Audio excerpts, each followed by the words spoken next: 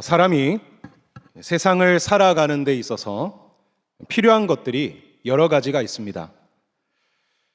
그 중에서 우리의 삶을 기대하게 만들고 또 힘들고 어려운 상황이 찾아온다 할지라도 그것을 이겨낼 힘을 주며 삶을 살아갈 원동력을 주는 것이 있습니다.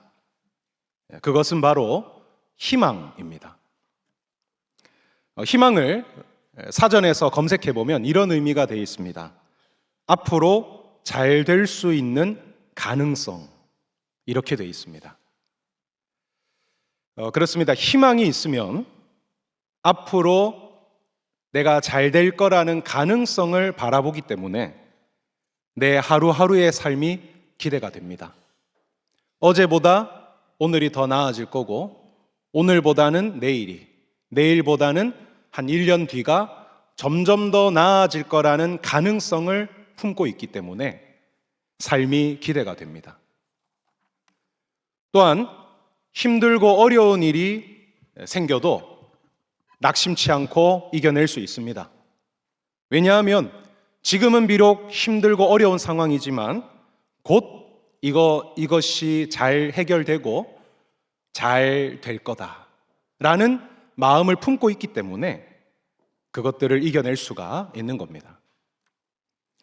이렇게 희망은 우리가 세상을 살아가게 하는 원동력을 주는데요.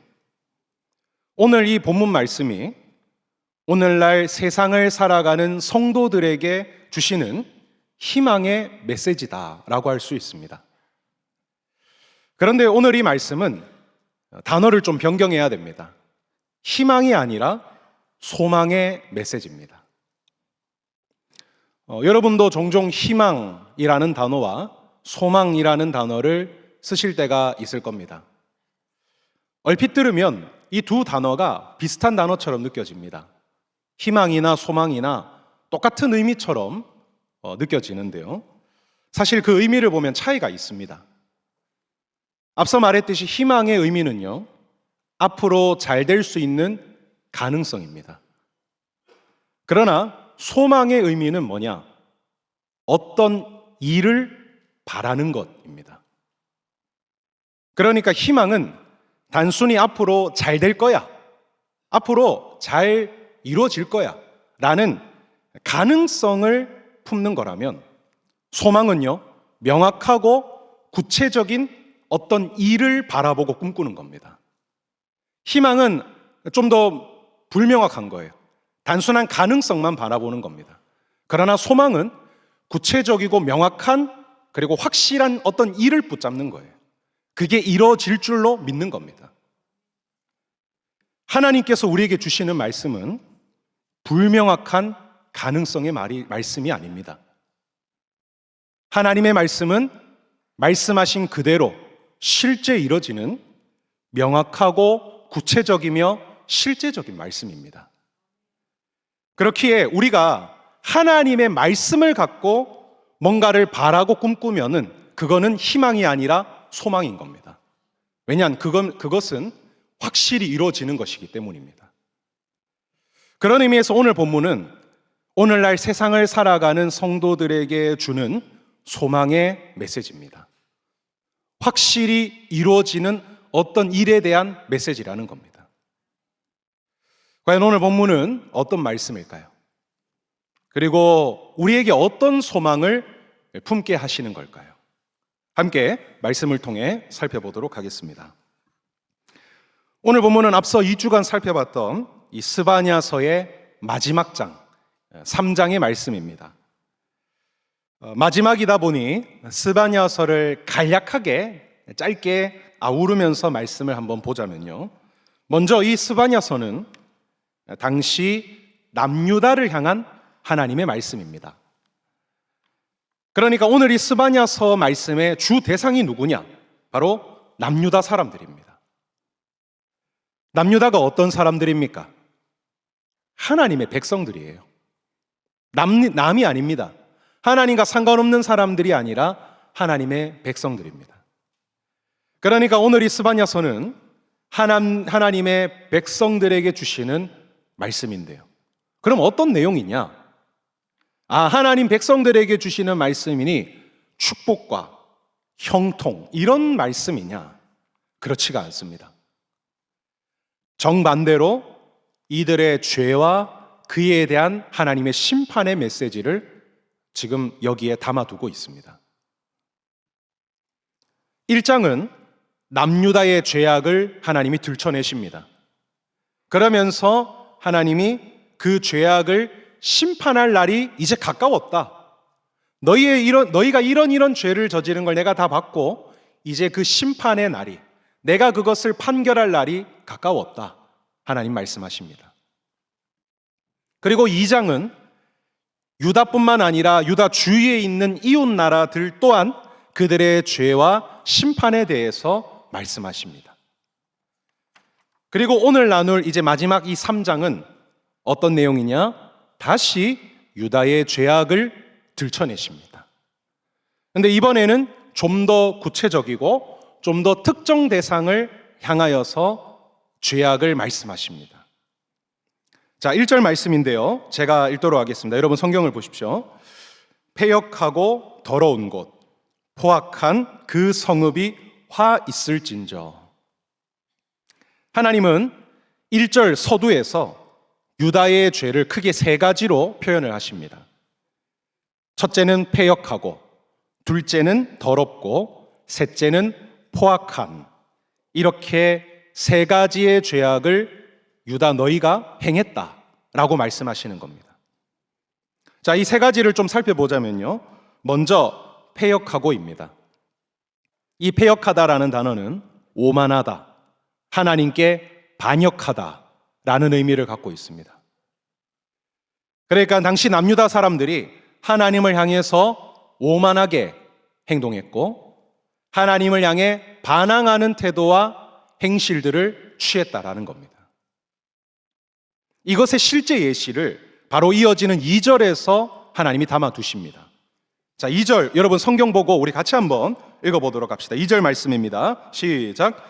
그가 명령을 듣지 아니하며 교훈을 받지 아니하며 여호와를 의뢰하지 아니하며 자기 하나님에게 가까이 나아가지 아니하였도다.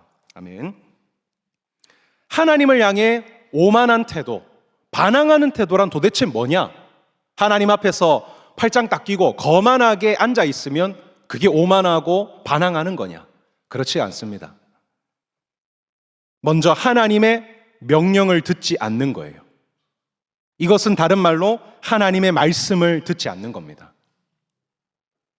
하나님께서 오늘 우리들을 향해 하나님의 마음, 하나님의 뜻을 말씀하십니다.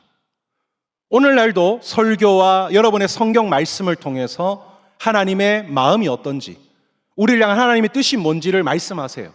그런데 여기에 아무도 관심이 없는 겁니다. 이런 것에 아무도 관심이 없고 그러다 보니까 누구도 귀 기울이질 않는 거예요. 자리에 앉아 있습니다. 오늘 여러분들처럼 예배 자리에 앉아 있는데 전혀 마음에는 관심이 없는 겁니다. 온통 그냥 딴 생각뿐인 겁니다. 빨리 이 예배 끝나면 다음에 뭐 하고 놀지, 어디를 갈지만 머릿속에 가득한 거예요. 다음으로 교훈을 받지 아니하며, 이거는 우리 삶을 지도하시는 하나님의 말씀인 겁니다. 우리가 이 세상을 어떻게 살아가야 될지, 어떤 길이 바른 길인지, 어떤 선택이 하나님이 원하시는 선택인지를 말씀하시는 겁니다. 그런데 이것 또한 무시하는 겁니다. 그렇게 살기 싫은 거예요. 하나님이 말씀하는 대로 나 살고 싶지 않는 겁니다. 그것보다는 내 마음대로, 내가 하고 싶은 대로, 내가 내 마음속에 끌어오르는 이 욕망대로 내 인생 살고 싶은 거예요. 하나님이 말한 그 고리타분하고 귀찮은 삶 살기 싫은 겁니다.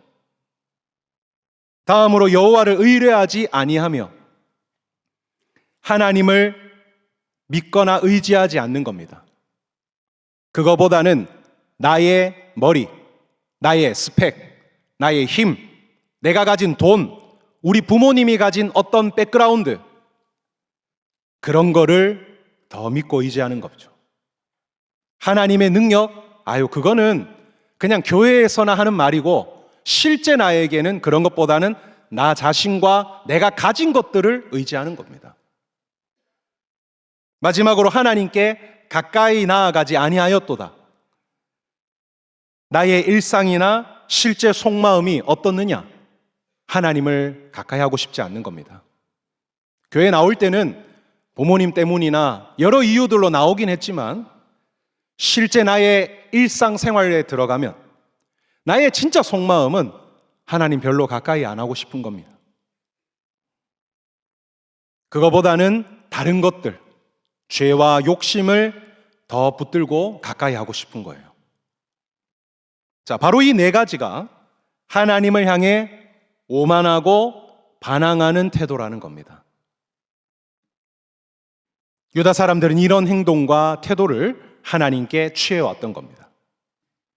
근데 여러분, 오늘 우리들 또한 이 오만하고 반항하는 태도에서 그렇게 멀지가 않는 것 같습니다. 오늘 여러분들은 어떠십니까? 오늘 여러분들은 하나님을 향해 지금 오만하거나 반항하는 태도를 갖고 있지는 않습니까? 이 시간 설교를 통해서 하나님의 마음과 뜻을 나에게 말씀하시는데 여기에 전혀 관심도 없고 그저 따분하고 지루하기만 하고 전혀 듣고 싶지 않는 그런 모습이진 않습니까? 또 우리가 어떻게 세상을 살아가야 될지, 어떤 길이 바른 길인지 하나님이 말씀해 주시는데 그거대로 전혀 살기 싫은 나의 모습, 그것보다는 내가 원하는 대로, 내 욕심이 이끄는 대로 어떻게든 내 인생을 살고 싶어하는 모습이 오늘 여러분들에겐 있지 않습니까? 하나님을 믿기보다 나 자신과 나의 빽과 돈을 더 믿고, 그러다 보니 평상시에 하나님을 가까이 하고 싶어하지 않는, 관계 맺고 싶어하지 않는 그런 모습이 오늘 여러분들에게는 있지 않으십니까? 오늘 본문 속에 유다가 저지른 이 죄악, 첫 번째 패역함의 죄악이 오늘 우리들에게도 실제 일어나고 있는 죄악인 것입니다. 자, 다음 두 번째로 더러운 곳이라고 표현된 죄악입니다. 여기서 이 더러운 곳이란 부정하게 하다라는 뜻입니다. 그런데 이 단어는 하나님과의 관계적인 측면에서의 부정함을 뜻합니다. 그러니까 유다 사람들은 당시 하나님과의 관계를 부정하게, 한마디로 더럽혔다라는 겁니다. 하나님과의 관계를 뭔가 망가뜨리는 그런 행동과 태도들을 취했다라는 겁니다. 이것의 실제 예도요, 이어지는 4절에서 말씀을 하는데요. 4절 말씀 제가 읽도록 하겠습니다.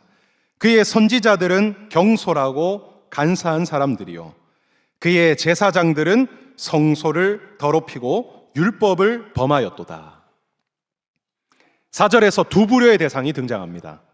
선지자와 제사장입니다. 이 두 대상이 어떤 사람들이냐? 하나님과 이스라엘 백성들의 관계를 주도하는 사람들입니다. 선지자는 하나님으로부터 말씀을 받아 사람들에게 전하는 자예요. 하나님으로부터 이 사람들과의 관계를 주도하는 사람입니다. 제사장은 반대입니다. 백성들이 하나님께 나아가도록 인도하는 사람입니다.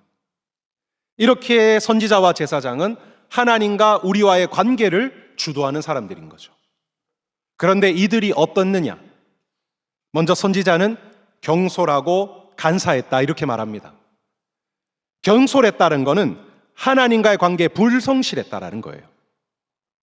그리고 간사하다라는 건 하나님을 향해 속이고 배반했다라는 뜻입니다. 이것을 선지자의 직무와 연결해서 보자면 이런 의미가 됩니다. 선지자는 하나님의 말씀을 온전히 전하고 신실하게 선포해야 되는 사람인데 하나님의 말씀을 잘 전하지 않았던 겁니다. 그것을 싫어하고 귀찮아했던 거예요. 더불어 하나님의 말씀을 백성들에게 전할 때도 그것을 순수하게 전하지 않는 겁니다. 하나님의 말씀을 자기 마음대로 변형을 시키는 거예요. 듣기 좋은 말, 이스라엘 사람들이 좋아하는 말로 싹 바꿔서 그들에게 전했던 겁니다. 제가 이 말씀을 묵상하면서 저 자신에 대해서 한번 돌아보았습니다. 저는 목회자이자 설교자로 하나님의 말씀을 성도들에게 전하고 선포하는 사람입니다. 이 말씀을 묵상하면서 나는 지금 하나님 말씀을 온전히 전하고 있는가? 나도 혹시 불성실하고 속이며 전하고 있지는 않는가를 돌아보는 시간이 되었었습니다. 근데 여러분, 참 하나님의 말씀을 성실히 준비하고 전한다는 그것, 그리고 순수하게 하나님 말씀을 선포한다는 게 참 결코 쉽지가 않습니다. 저 또한 연약함이 있고 죄성이 있으니 말씀을 좀 대충 준비하고 전하고 싶을 때가 얼마나 많은지 모릅니다. 또한 성도들이 뭐를 좋아하는지를 아니까, 여러분들, 우리 청년들이 무슨 말을 좋아하는지를 아니까 있는 그대로 전한다는 게 때로는요 어려울 때가 있어요. 왜냐하면 말씀은 아주 솔직하고 적나라할 때가 많거든요. 그래서 참 이 말씀을 순수하고 성실하게 전한다는 게 쉽지가 않습니다. 그런데 이 말씀을 묵상하면서 다시 한 번 더 마음을 붙잡았습니다. 설교자로서 말씀을 성실히 준비하는 것, 그리고 순수하고 온전하게 전하는 게 그게 나의 본분이구나 라는 것을 마음에 새기게 됐습니다. 그런데 오늘 그렇다고 해서 이 말씀이 설교자인 저에게만 적용되는 말씀이 아닙니다. 오늘 설교를 듣고 있는 여러분들에게도 동일하게 적용되는 말씀입니다. 말씀이나 기도를 통해 하나님과 관계 맺는 것을 귀찮아하는 모습인 겁니다. 하나님과의 관계를 등한시하는 거예요. 귀찮게 여기고 별로 중요하지 않게 여기고, 그러다 보니 자꾸 미루고 저 멀리 내던져지게, 저 멀리 미뤄두게 되는 것이죠. 그리고 하나님의 말씀을 취사 선택하는 겁니다. 모든 말씀이 아니라 내가 듣기에 좋은 말씀, 듣기에 거슬리지 않는 말씀, 내 마음에 찔림이 없고 편안한 그런 말씀들을 좋아하는 겁니다. 이런 것만 취사 선택해서 그것만 늘 아멘하고 그것만 늘 생각하며 그것만 묵상하고 적용하며 살아가는 겁니다. 오늘 이런 말씀 싫어하는 겁니다. 죄에 대해서 말하고 뭔가 내 마음이 불편한 듯한 이런 말씀들 싫어하는 겁니다. 이게 바로 하나님과의 관계에 있어서 불성실하고 하나님을 속이는 모습이라는 겁니다. 다음 제사장을 보면은 성소를 더럽히고 율법을 어겼다라고 말하는데요. 여러분, 성소는 하나님을 예배하는 장소입니다. 그 성소를 더럽혔다라는 건 예배를 아주 쉽게 생각하고 하찮게 드렸다라는 겁니다. 하나님과의 만남인 예배 시간을 하찮게 여기는 거예요. 너무 쉽게 생각하는 거죠. 오늘 여러분들은 어떻습니까? 하나님과의 예배 시간을 쉽게 생각하고 있지는 않습니까? 그냥 대충 시간 때우고 가면 된다, 이렇게 예배를 여기고 있지는 않나요? 그리고 율법을 어겼다라고 말하는데 이것은 하나님의 말씀을 함부로 대하고 무시하는 겁니다. 여러분, 설교를 통해 들리는 하나님의 말씀을 무시하고 있지는 않습니까? 그냥 저기서 허공에 울리는 꽹과린처럼 대충 듣고 이것을 흘려버리는, 무시하는 말씀으로 여기고 있지는 않습니까? 이렇게 두 번째는 하나님과의 관계적인 측면에서 불성실하며 하나님을 속이고 배반하며 예배를 하찮게 여기고 하나님의 말씀을 무시하는 모습을 이들이 행했던 겁니다. 마지막 셋째로 포악함입니다. 여기서 포악하다라는 건 압제하다, 학대하다 이런 뜻입니다. 이것의 실제 예도 기록되어져 있는데 바로 3절 말씀입니다. 우리 3절 말씀 여러분 성경 보고 같이 한번 읽도록 하겠습니다. 시작. 그 가운데 방백들은 부르짖는 사자요, 그의 재판장들은 이튿날까지 남겨두는 것이 없는 저녁일이요. 자, 여기서도 두 부류의 대상이 등장합니다. 앞서서는 선지자와 제사장이 등장했었고, 오늘 여기서는 방백과 재판장이 등장합니다. 자, 이들은 누구냐? 당시 유다 나라의 정치, 경제, 안보, 종교 모든 면에서의 주요한 직책을 맡은 지도자들입니다. 유대의 지도자의 역할은 뭐냐? 바로 하나님의 공의로 나라를 다스리는 겁니다. 오늘 우리나라 일반 나라들은 그 나라 사람들이 원하는 것을 쫓아서 다스리는 게 그 나라의 법이 될 겁니다. 그런데 유대는 달랐어요. 유다는 하나님이 왕이신 하나님의 나라이기 때문에 유다의 지도자들은 어떻게 나라를 다스려야 되느냐? 바로 왕이신 하나님의 공의로 나라를 다스려야 됐습니다. 그럼 하나님의 공의란 뭐냐? 단순하게 모든 사람을 다 공정하고 공평하게 대하는 게 그게 하나님의 공의가 아닙니다.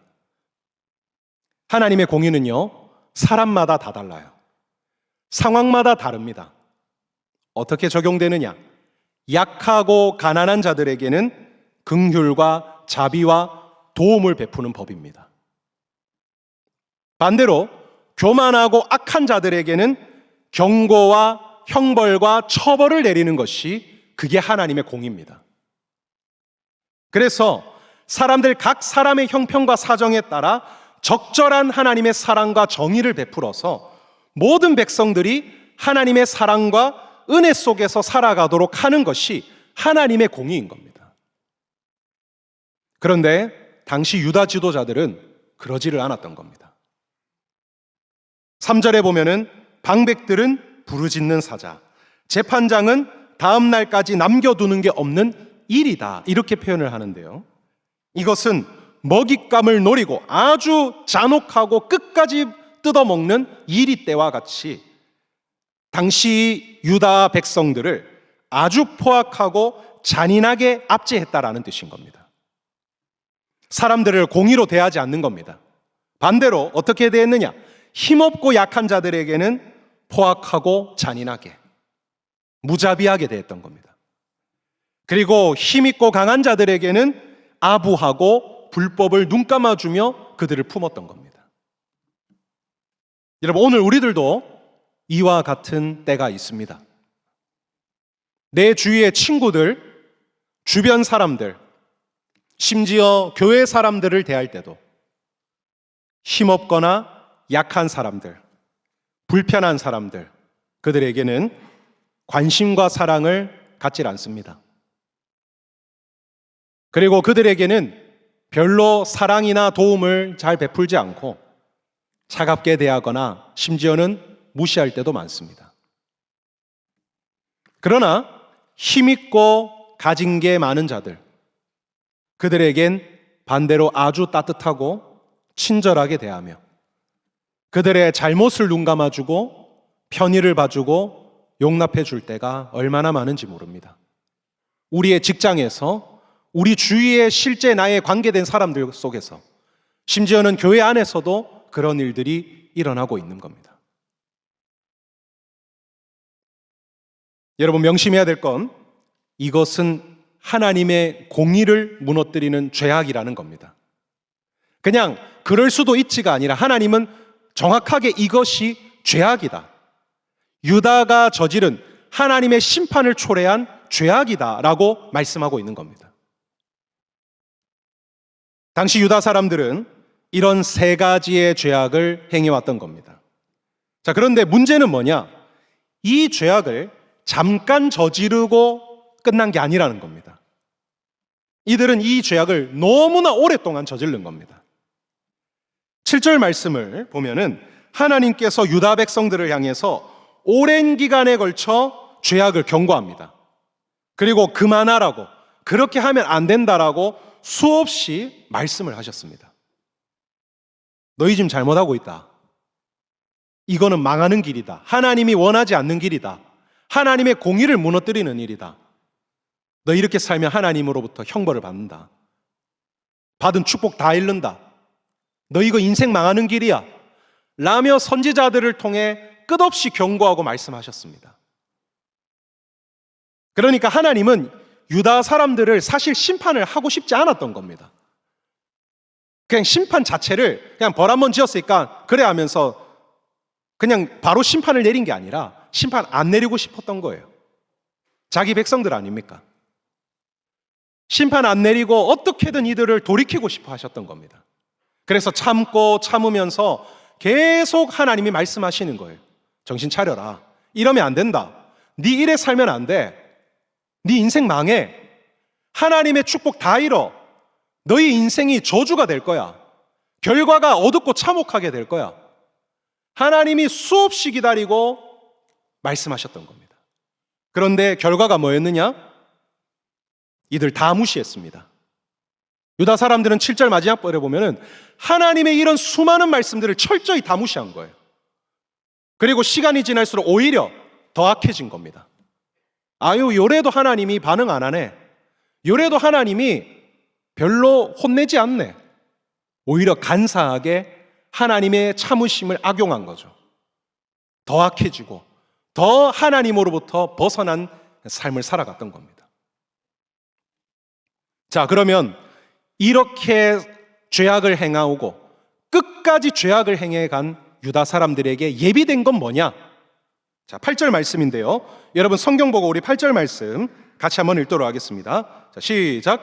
나 여호와가 말하노라. 그러므로 내가 일어나 벌할 날까지 너희는 나를 기다리라. 내가 뜻을 정하고 나의 분노와 모든 진노를 쏟으려고 여러 나라를 소집하며 왕국들을 모으리라. 온 땅이 나의 질투의 불에 소멸되리라. 여러분, 이렇게 살아온 유다 사람들에게 예비된 건 뭐였느냐? 하나님이 이들에게 예비한 거는 무서운 진노와 형벌이었던 겁니다. 마치 부모님이 내 자녀가 너무 엇나간 길로 가는 거예요. 그래서 처음에 말로 타이릅니다. 그래 하면 안 된다. 그거 잘못된 거야. 그다음 네 인생 망해. 말로 타이릅니다. 그런데도 부모님 말씀 무시하는 거예요. 나중에는 강하게도 말했습니다. 네 진짜 이러다 큰일 나. 네 진짜 그러다 혼난다.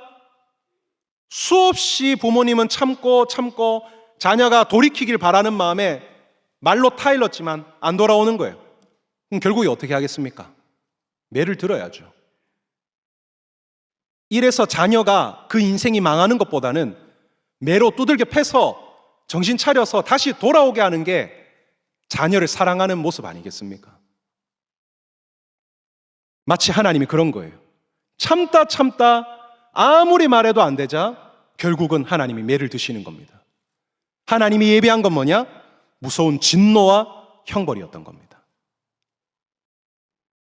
이것이 죄악을 저지른 유다에게 곧 있으면 실제로 일어날 일이었던 겁니다. 자, 그렇습니다, 여러분. 하나님의 내가 자녀다, 나 하나님 백성이다 라고 말하면서 하나님을 향해 패역하고 더럽고 포악하게 행하고 살아가는 자들, 하나님께 오만하게 대하고 하나님과의 관계를 하찮게 여기고 무시하며 주위 사람들 중에 약하고 어려운 자들에게 오히려 더 못되게 구는 그렇게 살면 자들, 심지어 하나님이 수없이 경고하고 말씀하심에도 불구하고 그것을 끝까지 무시하고 끝까지 악하게 살아간 자에게 다가올 소망이 뭐냐? 그에게 일어날 소망이 뭐냐? 그가 품게 될 앞으로 일어날 일이 뭐냐? 그것은 하나님의 진노와 형벌이라는 겁니다. 그게 그 사람에게 실제 일어날 일인 겁니다. 여러분, 소망이라고 해서, 소망이라는 단어를 쓴다고 해서 항상 좋은 일들, 항상 뭔가 나에게 유익한, 그리고 뭔가 내 인생을 꽃길로 만들어주는 듯한 그런 일들만을 소망이라고 말하지 않습니다. 하나님 안에서의 소망은요, 내가 무엇을 믿으며 살아왔고, 내가 어떤 삶을 살아왔고, 내가 어떤 행실을 행해왔느냐에 따라서 그 소망이 아름답고 복될 수가 있고, 반대로 무섭고 참혹한 소망이 될 수도 있는 겁니다. 여러분, 오늘 이 사실을 꼭 명심하시기 바랍니다. 그래서 여러분, 하루하루의 삶을요, 여러분 정말 소중히 여기고 신중하게 살아가야 됩니다. 오늘 여러분들에게 주어진 하루하루의 삶을 여러분 정말 신중하게 살아가야 돼요. 그게 여러분에게 일어날 장차 소망을 결정하는 겁니다. 아유마, 나 죽지 못해 산다. 요즘 그런 청년들 참 많은 것 같아요. 태어났으니 살고 죽지 못해 살고 막 그냥 인생이 정말 왜 사는지 모르는 듯한, 물론 이해합니다. 그런 방황의 시기도 있을 수 있죠. 그러나 여러분, 그게 길면 안 돼요. 빨리 답을 찾아야 됩니다. 그리고 아유, 내 인생 내 건데 내 마음대로 살지. 교회는 뭐 어쩔 수 없이 나오는 거고 천국은 가야 되니까 발은 걸쳐놔야 되고 내 인생 내 마음대로 살지. 하나님 뭐라 해? 상관없어. 난 내 마음대로 살 거야. 그렇게 내 욕심과 탐욕을 쫓아 인생을 살아가잖아요. 그러면 여러분들에게 찾아올 소망이 뭔 줄 압니까? 어둠과 참혹함입니다. 그거는 하나님이 정하신 질서입니다.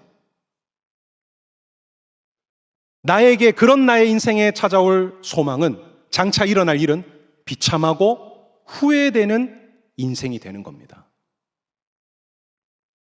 근데 여러분, 그렇게 한참 내 인생을 허비하고 난 뒤에 나중에 가서 그렇게 후회해봤자 그 시간은 돌려지지가 않아요. 지금 여러분들의 시간이 결정하는 겁니다. 그리고 이거는 재기회가 없는 겁니다. 여러분, 오늘 지금 이 순간이 제일 빠를 때입니다. 그런 말들 있죠. 지금 이 순간이 진짜 제일 빠른 거예요.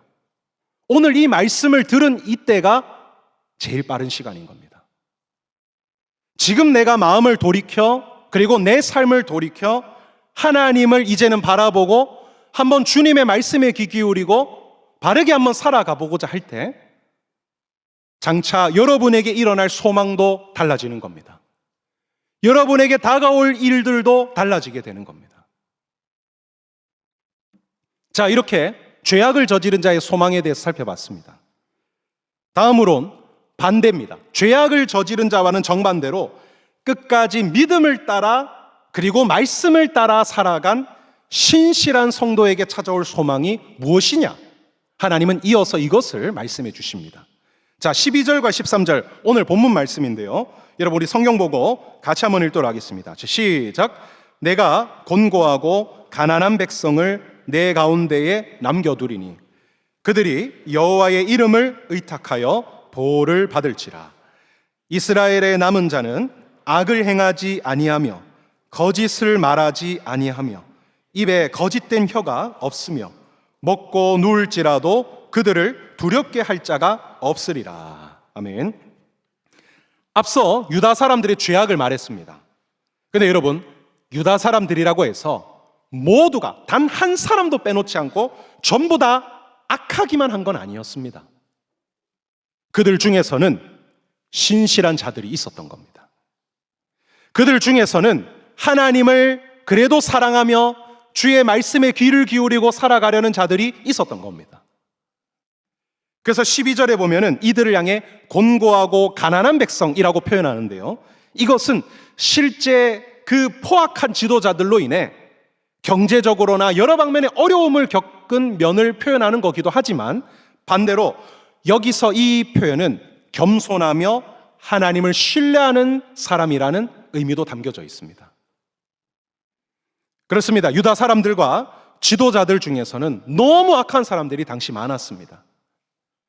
그들로부터 그래서 온갖 괴롭힘을 당했어요. 특히 믿음으로 살아가고 신앙 따라 살아가는 자들에게 더 못되게 굴었던 겁니다. 그래서 하나님 믿고 살아봤자, 율법 따라 살아봤자 어려움만 당하고 나아지는 거 하나도 없네 라며 그냥 이거 버리고 세상이나 따르자 라는 유혹이 얼마나 찾아왔겠습니까? 근데 이들은 끝까지 거기에 넘어가지 않았던 거예요. 그럼에도 불구하고 겸손하게 하나님을 바라보고 주님의 말씀을 이루어질 것을 믿고 신실하게 기다리며 살아왔던 겁니다. 여러분, 오늘날도 마찬가지입니다. 오늘날 한국 기독교가 많이 타락했다, 많은 교회들과 성도들이 변질됐다, 이런 말들이 많습니다. 그런데 여러분, 그럼에도 불구하고요, 그 중에서는 정말 하나님을 신뢰하고 사랑하며 하나님의 말씀에 귀 기울이고 그 따라 사려는 신실한 성도들도 많이 있습니다. 교계가 이렇다고 해서 신실한 성도들이 없냐? 절대 그렇지 않아요. 교회 안에는요, 많은 교회들 안에는 여전히 신실한 성도들 많이 있습니다. 그런데 그런 성도들은 겉으로 잘 드러나지가 않아요.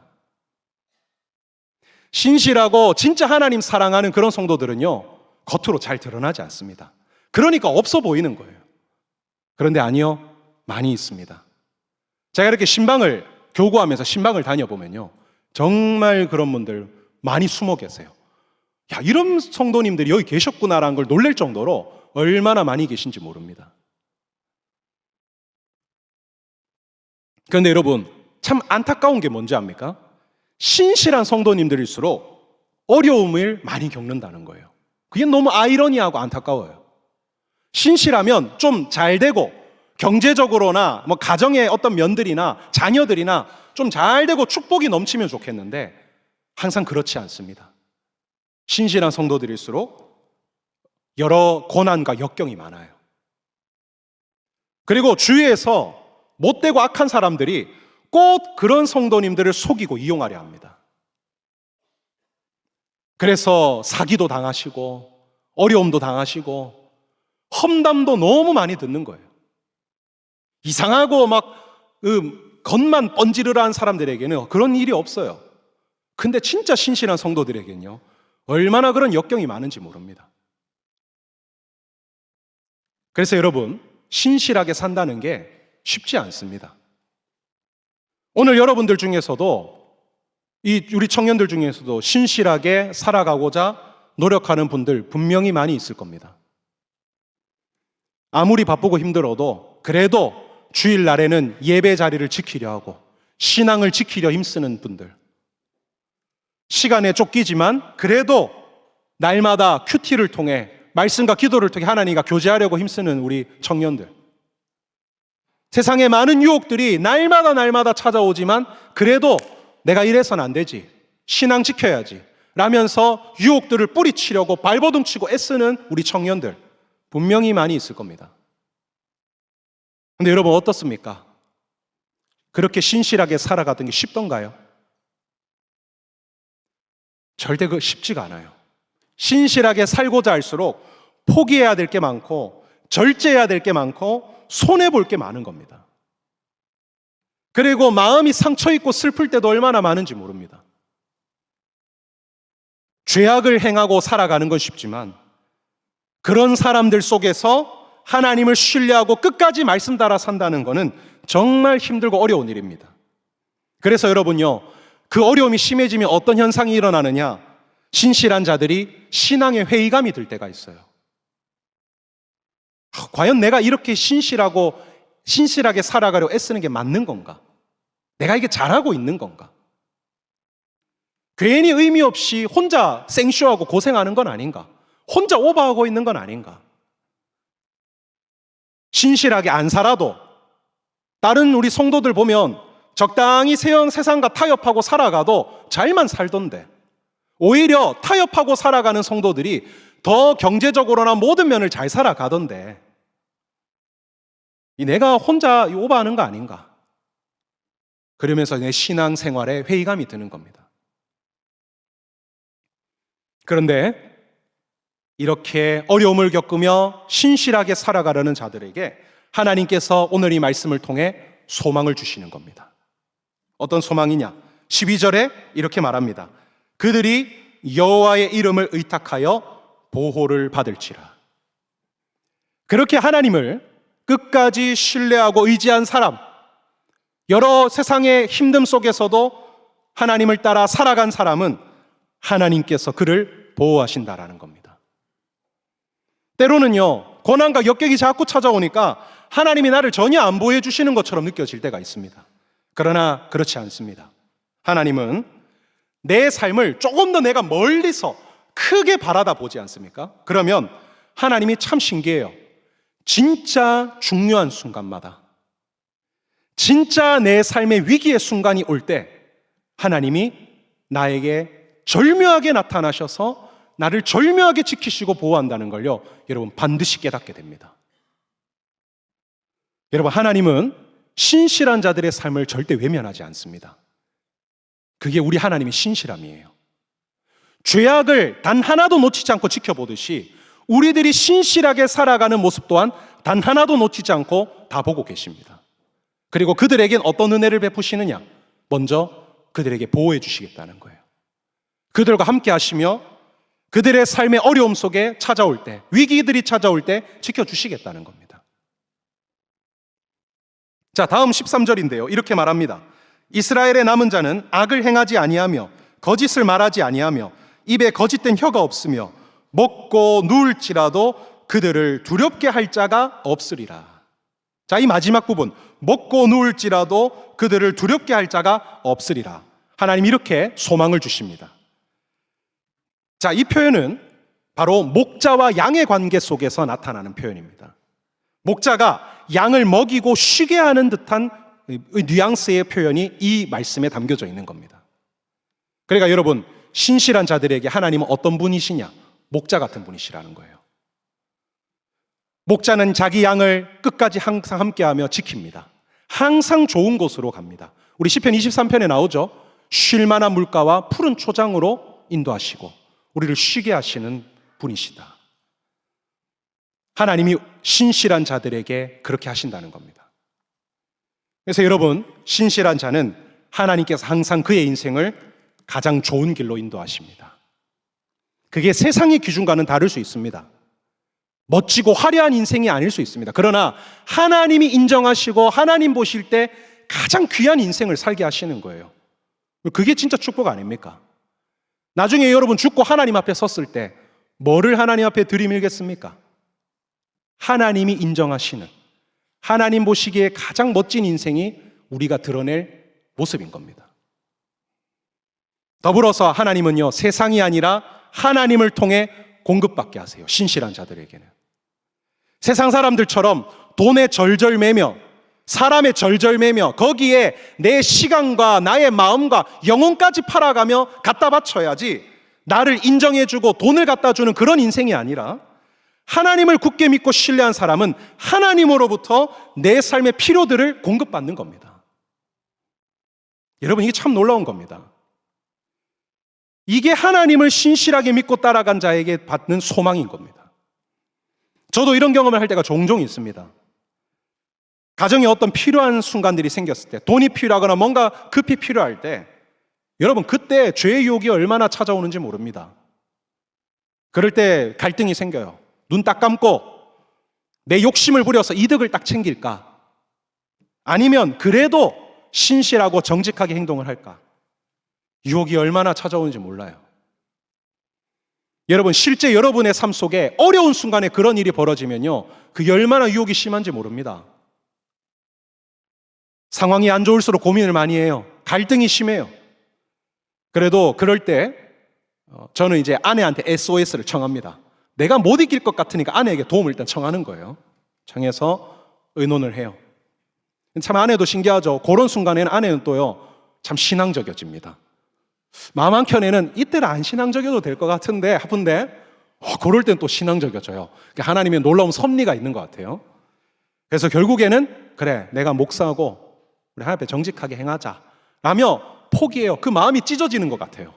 그 어려운 순간에 뭔가 내 유익을 포기하는 게. 근데 그때 여러분요, 그렇게 하면 그래, 마법같이 다음날 갑자기 돈이 빡 생기거나 그런 일은 없습니다. 드라마틱하잖아요? 그러진 않아요. 그런데 참 신기한 게요, 그렇게 그냥 마음을 내려놓고 시간이 지나다 보면요, 내가 생각하지 못한 어느 시점이 됐을 때 하나님이 생각지 못한 루트로 채워주십니다. 그게 진짜 신기해요. 그게 신실하게 살아가는 사람이 누리는 재미입니다. 재미라니까 좀 이해가 안 될 수 있는데, 언제 어떻게 하나님의 공급이 어디서 찾아올지를 우리 발견할 수 있는 거예요. 여러분, 그게 참 신비고 신실한 자들이 누리는 축복인 겁니다. 여러분, 이 두 가지, 하나님으로부터 보호를 받는 것과 그의 인생을 좋은 길로 인도하시며 하나님이 공급하시는 은혜, 이 두 가지가 신실함을 지키고 살아간 자들이 누리게 될, 그들에게 실제 일어나게 될 소망인 겁니다. 그래서 신실한 자들은 지금 삶이 어려워도 소망을 바라보며 힘낼 수 있는 거예요. 지금 내 삶이 곤고하고 힘들어도 소망을 품고 다시 일어설 수가 있는 겁니다. 하나님 보호하시니까요. 하나님이 내 인생을 인도하시니까요. 하나님이 내 삶을 먹이고 책임지실 것이니까요. 그걸 믿으니까 힘이 나고 다시 일어설 수가 있는 것입니다. 오늘 여러분들은 어떻습니까? 여러분들 어떤 소망을 품고 싶으세요? 참혹하고 후회가 가득한 그런 소망이 여러분에게 도달하기를 바라십니까? 아니면 하나님의 함께하심과 은혜가 가득한 그런 소망을 품고 싶으십니까? 여러분, 그 소망을 선택하는 건 지금 여러분의 삶을 통해서입니다. 지금 여러분이 어떤 선택을 하고 어떤 삶을 살아가냐에 따라 소망이 결정되는 겁니다. 우리 바라옵기는 우리 청년들 모두 다가 정말 이 두 번째 소망을 품는 그런 청년들 됐으면 좋겠어요. 그 삶이 좀 힘들어도요, 아닙니다. 재미가 있어요. 한번 그 맛을 보면요, 그 하나님의 주시는 그 특별한 은혜의 맛이 있습니다. 여러분, 그 삶을 한번 선택해 보세요. 살아가 보십시오. 그게 여러분의 삶이 가진 게 없어도 자신감과 든든함과 힘을 내게 하는 엄청난 변화를 일으키게 만들 겁니다. 여러분, 오늘 이 순간부터 오늘 이 말씀을 잘 기억하셔서 두 번째 소망을 품고 살아가시는 여러분 모두가 되시기를 주님의 이름으로 축원합니다. 기도하겠습니다. 하나님 아버지, 오늘 스바냐 3장의 말씀을 나눴습니다. 하나님, 두 가지의 소망을 우리가 바라봅니다. 하나님, 오늘 우리 모든 청년들, 이 자리에 있는 우리 모든 청년들은 두 번째 소망을 품는 청년들 되길 원합니다. 세상이 아니라 하나님을 바라보고 택하고 살아가, 신실함으로 살아가 하나님이 주시는 소망을 품고 누리는 그런 청년들 다 되길 원합니다. 주여, 오늘 성령께서 우리 청년들의 마음을 열어주시고 세상이 아니라 하나님을 바라보게 하여 주시고 주님을 붙드는 우리 청년들 되게 하여 주시옵소서. 주님으로부터 공급받는 은혜와 맛을 보는 우리 청년들 되게 하여 주시옵소서. 우리의 인생을 하나님을 붙들고 살아가는 그런 청년들이 되게 하여 주시옵소서. 예수님의 이름으로 기도드립니다. 아멘.